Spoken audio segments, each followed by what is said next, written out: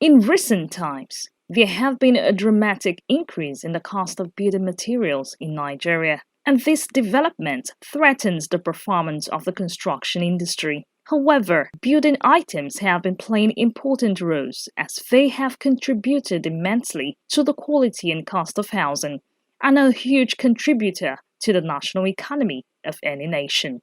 To shed light on this subject, John Ochogu, an architect, stated that the increase in the cost of building materials in Nigeria was a reflection of the economy. He emphasized that the rise was propelled by the inflation of building materials as well as the naira value to purchase these items. The shift in the price of building materials is temporal. It is indexed to the price or the exchange rate on the foreign exchange market.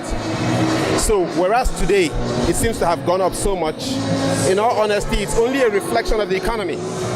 So if, for instance, Forex were to drop to 1:197 as it once was, expect instantly that the cost of building materials will drop.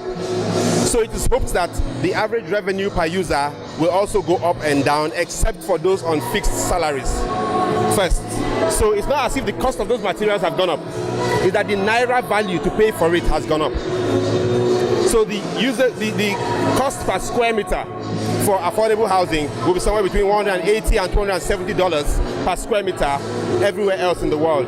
Medium income will be somewhere about $300 to $500 per square meter, and then high will be $570 to $620 per square meter. Meanwhile, other architects insisted that the increase in building materials was due to the type of policy given by the government and ingenuity.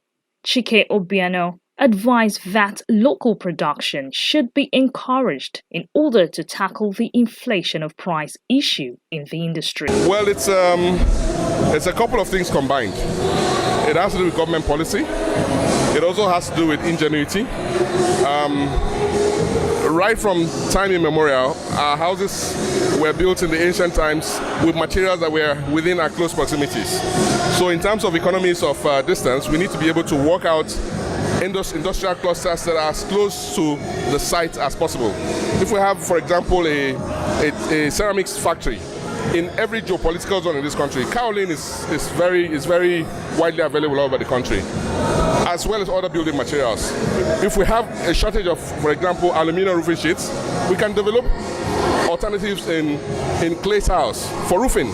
So we need to do research, and government needs to invest in research, as well as the institute, for example, investing in research to come up with new materials.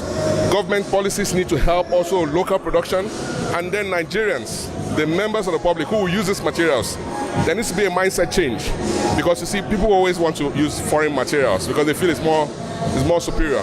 But I think we are in a situation where there's an opportunity for us to have that change in mindset to choose homegrown solutions. I think one of the key things is local production.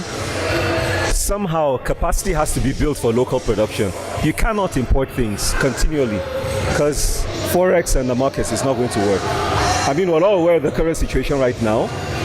So I think it's finding ways by which more people will be encouraged to manufacture local items. If it's nails, if it's timber boarding, if it's flooring, if it's properly tested block work and so on, that will help.